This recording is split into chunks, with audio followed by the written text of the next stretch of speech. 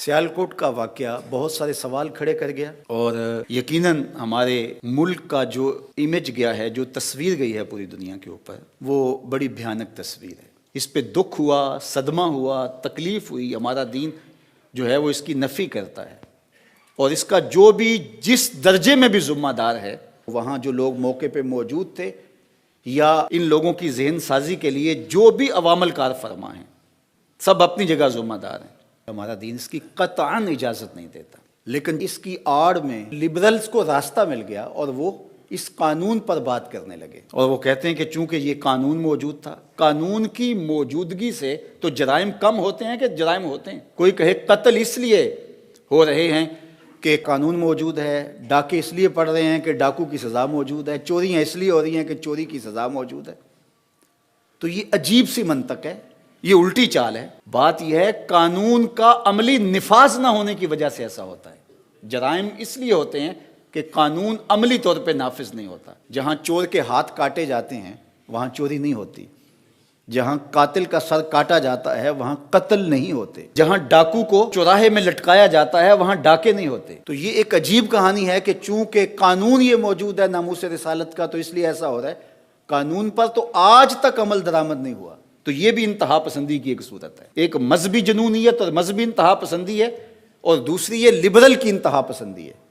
کوئی بھی بات ہو تو اس کو اس سے جوڑ دیا جاتا ہے، اور ملک کو بھی بدنام کیا جاتا ہے۔ دین اسلام کو بدنام کرنے کا کوئی موقع ہاتھ سے نہیں جانے دیا جاتا۔ بلکہ میں ایک بات کہتا ہوں کہ ان لوگوں کو پھانسی کے پھندے پہ لٹکایا جائے جنہوں نے یہ جرم کیا ہے، جنہوں نے ایک غیر ملکی شہری کو نہ صرف ماورائے عدالت قتل کیا، اس کی لاش کی بے حرمتی کی جس کی اسلام اجازت نہیں دیتا۔ تو جنہوں نے یہ عمل کیا ان کو چوراہے میں لٹکایا جائے۔ اور کتنے لوگ ہیں جو توہین رسالت کے مرتکب قرار پائے اور ان کو سزائے موت ہوئی ہے اور ابھی تک ان کو سزا نہیں دی، ان کو بھی جو ہے وہ چوراہے میں لٹکا دیا جائے۔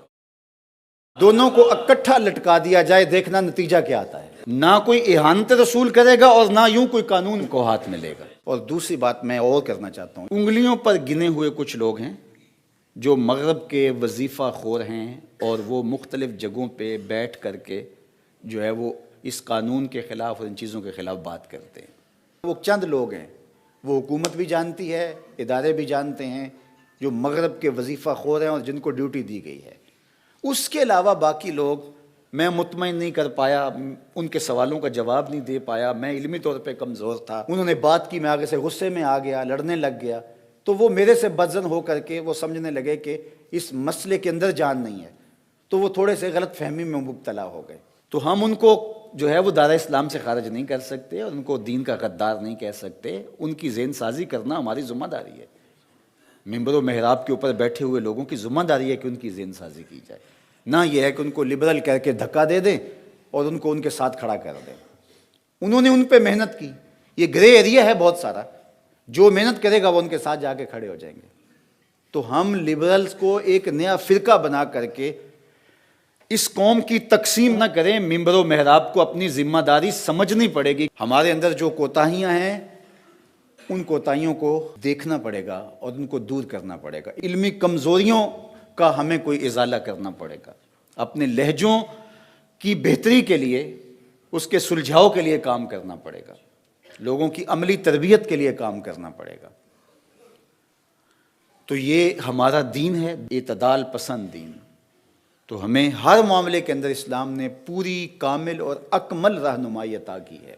تو اس لیے ہمارا دین ان چیزوں کی قطعاً کوئی اجازت نہیں دیتا کہ ہم اس طرح سے جو ہے وہ محض ایک الزام پر کسی شخص کو پکڑ کے گھسیٹ کے چوراہے میں لے آئیں، اس کی ہڈیاں توڑ کے رکھ دیں اور پھر اس کی لاش کو آگ لگا کر کے۔ کیا منظر ہوا ہوگا جب یہاں سے راکھ گئی ہوگی اس ملک کے اندر، اور وہاں کے مسلمانوں کے ساتھ اگر کوئی رد عمل کے طور پہ کچھ ہوتا ہے تو کیا ہم اس کے ذمہ دار نہیں ہوں گے؟ یا اس کے بدلے میں دوبارہ اہانت رسول ہوتی ہے تو کیا ہم اس کے ذمہ دار نہیں ہوں گے؟ آقا کریم نے فرمایا کوئی اپنے ماں باپ کو گالی نہ دے، تو صحابہ نے کہا یا رسول اللہ کوئی اپنے ماں باپ کو بھی گالی دیتا ہے؟ تو فرمایا تم کسی کے ماں باپ کو گالی دو تو وہ رد عمل کے طور پہ تمہارے ماں باپ کو گالی دے۔ تو کوئی ایسا عمل نہ اختیار کیا جائے کہ جس سے ہمارے آقا و مولا کی اہانت کا پھر دروازہ کھل جائے۔ تو یہ بہت حساس معاملہ ہے. اس کائنات کا سب سے حساس معاملہ حضور علیہ الصلوۃ والسلام کی ناموس کا معاملہ ہے. لیکن اس معاملے کے اندر بہت ساری ہم سے کوتاہیاں ہوئی ہیں. کاش کہ ہم باشعور ہو جائیں. آنے والا دور اللہ بہتر فرمائے، اس ملک کے لیے بہتر کرے، امت مسلمہ کے لیے بہتر فرمائے. اور اللہ ہمیں سمجھداری کے ساتھ، متانت کے ساتھ، سنجیدگی کے ساتھ اور ہر معاملے کے اندر سوچ سمجھ کے قدم آگے اٹھانے کی توفیق ارزانی فرمائے. اپنی طبیعتوں سے بدگمانیاں نکالیں. ذاتی رنجشوں کو کبھی بھی حضور کی ناموس سے نہ جوڑیں. اس سے بڑی بدکاری اور کوئی نہیں ہو سکتی ہے. یہ کتنی حساس بارگاہ ہے.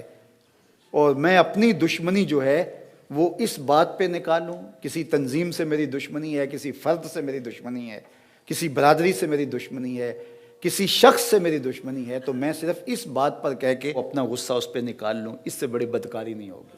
تو یہ بدکاریاں جب ہوتی ہیں اور اس طرح کے معاملے ہوتے ہیں، پھر قومیں تباہ ہو جاتی ہیں. تو اللہ کے محبوب علیہ السلام کا یہ فرمان سن لیجئے. آقا کریم نے فرمایا وَإِيَّاكُمْ وَالْغُلُوَّ فِي الدِّينِ وَإِنَّمَا أَهْلَكَ مَنْ كَانَ قَبْلَكُمْ الْغُلُوُّ فِي الدِّينِ. فرمایا دین میں انتہا پسندی سے بچو. تم میں سے پچھلی قومیں انتہا پسندی کی وجہ سے ہلاک ہو گئے. اس انتہا پسندی نے قوموں کے تشخص کو مٹا دیا، قوموں کے تشخص کو جو ہے وہ ختم کر کے رکھ دیا. تو آج ہمارا جو تشخص ابھرا ہے وہ اچھا نہیں ہے. یہ جو پکچر آ رہی ہے اسکرین کے اوپر، یہ ہماری تصویر نہیں ہے. یہ جو حضور نے ہمیں تصویر دی تھی، خوبصورت تصویر جو گلابوں سے زیادہ مشکبار ہے، جو چاند سے زیادہ روشن ہے، یہ وہ تصویر نہیں ہے. یہ ہماری بگڑی ہوئی تصویر ہے، یہ ہماری مسخ شدہ تصویر ہے. تو سیالکوٹ کے واقعہ کی مذمت کرنے سے کیا ہوگا؟ ہمیں عملی اقدام اٹھانے پڑیں گے. فقط مذمت سے کچھ نہیں ہوگا. تو اس لیے ہمیں شعور کی آنکھ کھول کر کے جینا ہوگا. ہم وحشیوں کے معاشرے میں نہیں رہ رہے، انسانوں کے معاشرے میں رہ رہے ہیں. پہلے یہ تھا اگر کوئی مشکل میں ہوتا لوگ بچانے کے لیے نکلتے تھے، اور آج ایک مشکل میں ہوتا ہے تو دوسرے اس کی مدد کرنے کی بجائے ویڈیو بنانے کھڑے ہو جاتے ہیں. اگر اس کو بچانے کے لیے اتنے لوگوں میں سے 20-25 لوگوں کی آواز ہی اٹھتی تو ایسا حادثہ نہ ہوتا، ایسا واقعہ نہ ہوتا.